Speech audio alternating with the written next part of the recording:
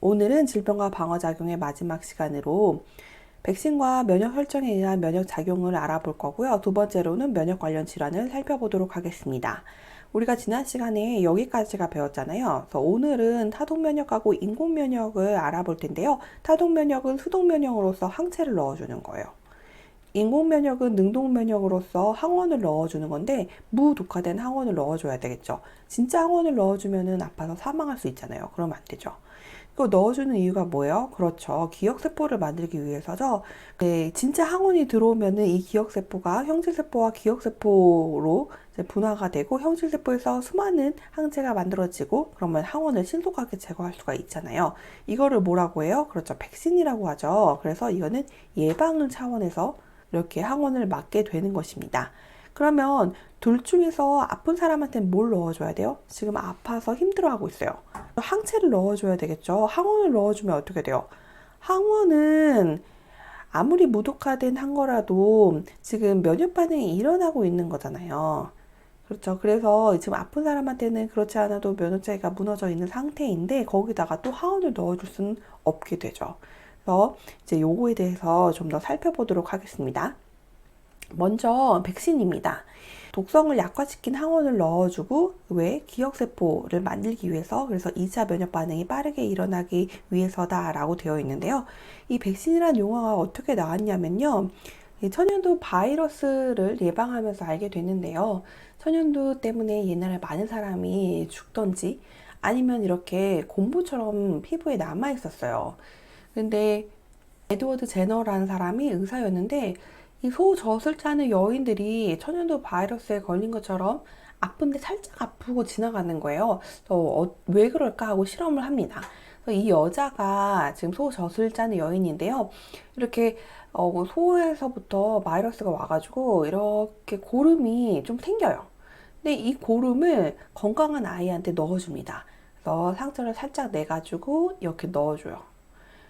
그러면 이 아이가 열이 나겠죠. 열이 나고 좀 아파요. 그런데 이제 소년들처럼 그렇게 심하게 아프진 않아요. 그 다음에 몇 달 뒤에 진짜를 넣어줬어요. 그랬더니 금방 이겨내는 거예요. 아, 왜 그럴까? 우리는 이미 알고 있죠. 이것은 1차 면역 반응이 일어난 거고 이걸 통해서 기억세포를 만들어 놓은 거죠.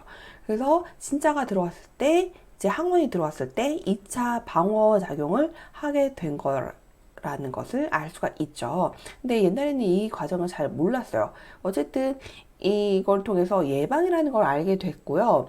그래서 이제 제너는 우두가 라틴어로 바이올라의 바키나이거든요. 그래서 이걸 통해서 백신이라는 용어를 알게 됐습니다. 그래서 예방 접종을 이제 하게 된 것이죠. 근데 우리 예방 접종하면 매년 맞는 독감, 인플루엔자에 의한 그 예방을 떠오르게 되는데요. 이게 어떻게 만들어지냐면 다양한 독감 바이러스를 수집해서 유정란에 넣습니다. 그리고 얘들을 막 증식해서 농축하고 정제해요. 그 다음에 바이러스의 단백질 껍질을 분쇄한 후 이걸 가지고 백신을 만들어요. 왜냐면은 우리가 저번에도 얘기했지만 요런 바이러스가 들어온다라고 하면은 요거를 우리가 인식할 수 있다라고 했잖아요. 그래서 뭐 이런 모양의 바이러스가 들어오면 또 요것을 인식한 요게 바로 이거예요. 진짜를 넣어주는 게 아니라 이 에피토프라는 부분을 넣어줘도 1차 면역 반응이 일어나게 되는 것이죠. 근데 우리가 이거 매년 맞잖아요. 그래서 이게 만들어지는데 한 6개월 걸리고요. 그 다음에 이제 우리가 겨울부터 독감 예방주사를 맞는데 그게 효과가 6개월 됩니다. 근데 이게 6개월 만들 때 올해는 어떤 인플루엔자가 유행할까를 예상을 하고 만들어요. 그래서 그 예상이 안 맞을 수가 있죠.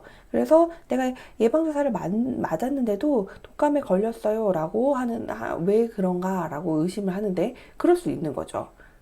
그래서 어떤 인플루엔자가 들어왔냐에 따라서 내가 예방주사는 요런 모습의 예방주사를 맞았는데 진짜는 요게 들어왔어. 그러면은 그럴 수 있는 거죠. 왜 유정란을 바이러스를 배양하는 데 사용할까요? 그렇죠. 바이러스는 어디만 살 수 있어요? 살아있는 숙주 내에서만 살 수 있잖아요. 그래서 이제 유정란을 넣게 되는 것입니다. 자, 여기까지 백신에 대해서 알아봤고요. 두 번째로는 면역 혈청에 대해서 알아볼게요. 다른 동물의 항원을 주사한 후 생성된 항체가 들어있는 혈청을 병에 걸린 사람한테 주사해서 치료한다라고 되어 있는데요. 선생님이 여기 돼지 그림을 갖다 놨잖아요. 이 돼지가 사람과 가장 유사해요. 장기도 유사하고. 그래서 돼지한테 항원을 넣습니다. 그럼 돼지는 항체를 만들겠죠. 근데 처음에 1차 면역 반응에서는 항체가 적게 만들어지니까 항원을 또 넣어요. 그러면 2차 면역 반응에서 항체가 많이 만들어지죠. 그 항체를 정제를 해서 이제 아픈 사람한테 넣게 되는 것입니다. 그런데 이것에 단점이 있어요. 그거는 항체가 존재할 때까지만 유효하다는 거예요. 이 항체는 우리 몸에 많으면 수개월 있을 수 있거든요. 그래서 우리는 기억세포로 이제 오랫동안 남기 위해서 만들어 놓는 것입니다. 근데 이제 아무리 수개월밖에 안 된다고 하지만 지금 당장 아픈 사람한테는 되게 유용하죠. 그래서 지금 코로나 바이러스가 이 항체 주사가 가장 효과적이다라고 하잖아요. 근데 동물한테 넣어서 임상 실험이 되지 않아가지고 코로나 바이러스에 걸렸다가 나은 사람한테 이 항체를 이제 정제해가지고 아픈 사람, 지금 정말 위급한 사람한테 이거를 넣어서 치료로 사용한다라고 합니다. 면역혈청이라는 단어가 어디서 왔는지 살펴보면요. 혈액을 뽑아가지고 원심분리 돌립니다. 원심분리가 뭐냐면은 빠른 속도로 돌리게 되는 거거든요.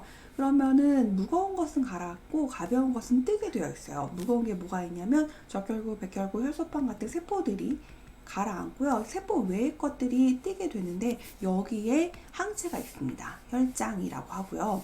여기에 뭐 포도당도 있고 세포가 아닌 것들이 여기 존재한다고 보시면 돼요. 근데 이건 시간이 두나면 혈액이 응고돼요. 왜 우리 상처가 나면은 피딱지가 생기잖아요. 그리고 응고가 되는 원인이 뭐냐면 섬유성 단백질 때문이에요. 피부리라는. 그래서 여기 보면은 혈병이라고 되어 있는데요. 이 혈병 같은 경우는 혈구에다가 피부린이라는 섬유성 단백질까지 포함한 것을 혈병이라고 하고요. 혈청은 그러면 피부린 단백질이 빠진 거라고 보시면 돼요. 혈장에 뭐가 있었어요? 항체가 있었죠. 그래서 여기 혈장에 피부린 단백질이 빠진 걸 혈청이라고 하고 이 혈청 주사를 맞는다라는 게 바로 항체를 맞는다라고 보시면 되겠습니다. 면역 관련 질병입니다. 자가면역 질환인데요. 이거는 우리 몸은 자기물질하고 비자기물질을 구분을 해야지 돼요. 그래서 자기물질의 특이적인 수용체를 가진 림프구가 성숙하는 과정에서 제거합니다. 근데 때때로 면역계가 이 자기물질하고 비자기물질을 구분하지 못해서 자기물질을 공격을 하게 되는 거예요. 그래서 내 세포를 항체가 공격을 하게 되는 것이죠. 예로 어떤 질병이 있냐면요. 제1형 당뇨병이 있는데요. 요거는 여러분 활동지에 나와 있지 않지만 여러분 배웠으니까 한번 넣어봤어요. 1형 당뇨병은 세포 독성 T 림프구가 이자의 이자섬의 베타세포를 공격하는 거예요. 근데 이 베타세포에서 인슐린이 만들어지거든요. 근데 베타세포가 없으니까 인슐린이 분비되지 못하게 되면서 혈액의 포도당이 늘어나게 되는 것이죠. 치료 방법은 인슐린을 주사해서 치료하면 됩니다. 제2형 당뇨병은 성인병으로서 인슐린 수용체가 이상이 있는 것이잖아요. 그래서 이제 포도당이 세포 안으로 들어오지 못하게 되는 것이죠. 그래서 우리 지난 시간에 배웠지만 세포가 있으면 여기 인슐린 수용체가 있고 여기에 인슐린이 붙었을 때 이게 신호 전달을 해가지고 포도당이 안으로 쏙 들어오게 되는 거였죠. 근데 요 수용체에 고장이 나면은 포도당이 못 들어오게 돼서 그러면 혈액에 포도당 농도가 많아진다. 이게 제2형 당뇨병이 되는 거였잖아요. 2형 당뇨병은 균형 잡힌 식단하고 규칙적인 운동을 통해서 이제 치료를 하게 된다. 그다음에 두 번째로는 류마티스성 관절염이 있는데요. 외부 항원에 대해 만들어진 항체가 항원과 구조적으로 유사한 나를 공격하게 되는 거예요. 그래서 관절 부의 연골이나 뼈의 접합 조직에 참기 힘들 정도로 심한 염증이 나타나게 되는 질환이 되겠습니다. 이것도 이제 나이가 들수록 많이 나타내는 질환이 되겠죠. 그래서 이렇게 관절이 굳고 변형된 모습을 볼 수 있습니다. 보통 부모님들이 무릎이 많이 안 좋고 그렇죠. 두 번째로는 후천성 면역 결핍 증후군이 되겠습니다. 이게 AIDS가 되는 거고요. 이 원인이 바로 이 HIV라는 원인이에요. 사람의 면역을 결핍시키는 바이러스래요. 그래서 뭐가 파괴되냐면 내가 굉장히 똑똑하다고 했었는데 바로 보조 T 림프구가 파괴됩니다. 보조 T 림프구 하나 파괴되면은 뭐가 면역이 무너져요. 세포성 면역도 무너지죠. 왜? 이 보조 T 림프구가 세포 독성 T 림프구를 활성화시켜야 되는데 그걸 못 하잖아요. 그리고 체액성 면역도 무너지죠. 왜? 얘가 비림프구를 활성화시켜서 형질세포하고 기억세포를 만들어야 되는데 그걸 못 하잖아요. 그래서 완전히 면역체계가 무너져 버리는 것을 알 수가 있습니다. 여기 보면은 이 초록색이 T림프구고요. 이 빨간색이 HIV 바이러스가 되겠습니다. 다시 한번 그래프로 살펴볼 건데요. 이게 몸에서 HIV가 들어왔을 때 HIV 농도가 시간에 따라서 어떻게 되는지, 그 다음에 보조 T 세포 농도가 어떻게 되는지를 살펴보는 거예요. 첫 번째로 HIV에 감염됐어요. 그러면 1년 동안은 인체에 왕성한 면역 작용에 의해서 HIV가 이제 감소합니다. 왜냐면은 이제 아직은 T 림프구가 잘 건재하니까요. 근데 이 HIV가 T 림프구를 공격을 하잖아요. 그래서 이제 이 T 림프구의 안에서 증식을 해요. 그리고 막 방출하고 나와. 그럼 보조 T 림프가 파괴돼. 그 면역력이 막 떨어지는 걸 볼 수가 있어요. 그래서 약한 증상이 나타나는 걸 볼 수가 있고요. 그 다음에 6년째 되면은요, 보조 T 림프가 엄청 수가 감소가 되어 있죠. 그래서 이제 약한 항원에도 쉽게 감염돼서 여러 가지 질병이 나타나게 됩니다. 마지막으로는 이제 10년 정도가 되면은 대부분 면역 기능이 파괴돼서 이제 굉장히 몸이 안 좋아지고 격리 생활을 해야지 되겠죠. 아니고요. 그 다음에 여기가 세균수라고 한다면 여기 세균이 침입했어요. 그러면 우리가 항체가 만들어지는데 한 5일에서 7일 걸리죠. 그 다음에 항체가 만들어지고 이 세균을 없애고 항체가 사그라지게 되는 것입니다. 근데 이때 무슨 작용이 일어나요? 이때는 2차 방어 작용이 일어나게 되는 거고, 2차 방어예요. 2차 면역하고 헷갈리시면 안 됩니다.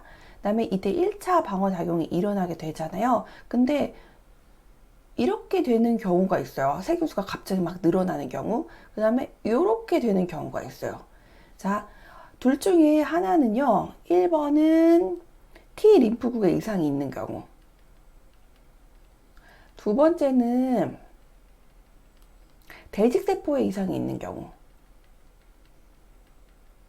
뭘까요? 그렇죠. 이게 대직세포 이상이죠. 대직세포가 이상하니까 1차 방어를 할 수가 없어서 세균수가 막 증가하는 걸 볼 수가 있어요. 그래서 1차 방어도 굉장히 우리 몸에서 중요합니다. 그 다음에 요게 T 림프구의 이상이 되겠어요. 그래서 여기 보면은 지금 1차 방어는 되지만 T 림프구의 이상 때문에 이제 계속 세균수가 떨어지지 않는 모습을 볼 수가 있습니다. 이 면역 관련 질병의 마지막으로 알레르기가 있는데요. 대부분 사람한테는 문제를 일으키지 않는 물질 알레르겐이 항원으로 작용해서 면역계가 과민하게 반응해서 두드러기, 가려움, 콧물, 기침 등을 유발하게 되는 건데요. 여기 꽃가루가 있어요. 이 꽃가루가 항원으로 작용하면 안 되는데 항원으로 작용을 해서 비세포에서 항체가 많이 만들어집니다. 그러면은 이 항체가 또 비만세포에 결합을 해요.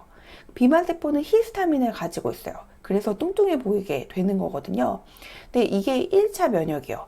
이 1차 면역은 괜찮아요. 근데 문제는 동일한 항원이 다시 들어왔을 때예요. 그래서 동일한 항원이 다시 들어왔을 때 이 비만세포의 항체 부분에 항원이 붙게 되고 그러면 히스타민이 방출이 됩니다.